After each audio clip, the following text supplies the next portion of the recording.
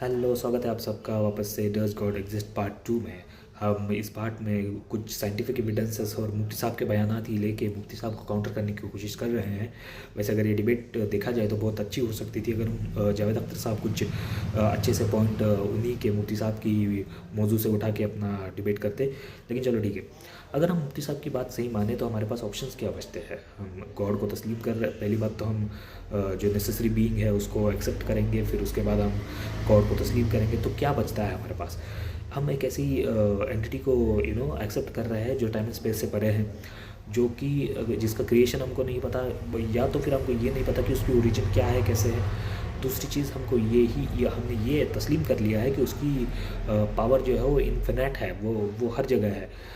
तो फिर अब सवाल बनते हैं, और सवाल ऐसे है जो हम उससे नहीं पूछ सकते। ये एक बड़ा कॉन्ट्रडिक्टरी है। मतलब अगर आप किसी भी रिलीजियस पर्सन से पूछोगे तो वो ये नहीं बोलेगा कि भगवान में कुछ कमी है, वो ये बोलेगा कि आप में कुछ कमी है इसीलिए ये हो रहा है। आप भगवान से क्या सवाल पूछ रहे हैं। So that is kind of contradictory thing. क्योंकि अगर सर्वपूर्ण पावरफुल आदमी मेरे सामने बैठा है तो I want to ask the question to that particular person कि आप कहाँ से हो, क्या हो, कैसे हो, कुछ तो बताए। लेकिन वो कुछ नहीं बता रहा। डिस्पाइट दैट कि जैसे जावेद साहब ने कहा था कि फेथ जो कि एक अंधा विश्वास है कि सरेंडर कर दो, कुछ मत पूछो, बिलीव करो। मेरे को समझ में नहीं आता लॉजिकल बेसिस पे भी कोई ऐसी एंटिटी जिसका ओरिजिन आपको पता ही नहीं है, आप बिलीव कैसे करोगे।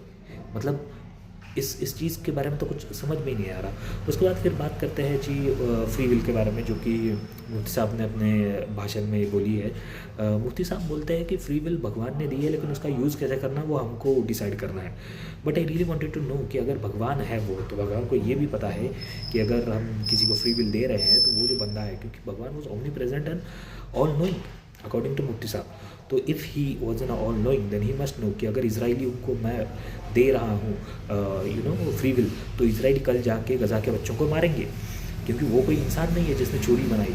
यहाँ पे मुफ्ती साहब ने बहुत ही अच्छा एग्जांपल दिया है, लेकिन वो ह्यूमन वर्ल्ड का एग्जांपल है। ये मेरा कॉन्ट्रडिक्शन है कि आप जिस चोरी की बात कर रहे हैं वो चोरी एक इंसान ने बनाई है और दी एक इंसान को है, लेकिन यहाँ पे जो फ्री विल भगवान ने दी है या गॉड ने दी है वो एक इंसान को दी है, और वो ऑल नोइंग ऑल माइटी ने दी है।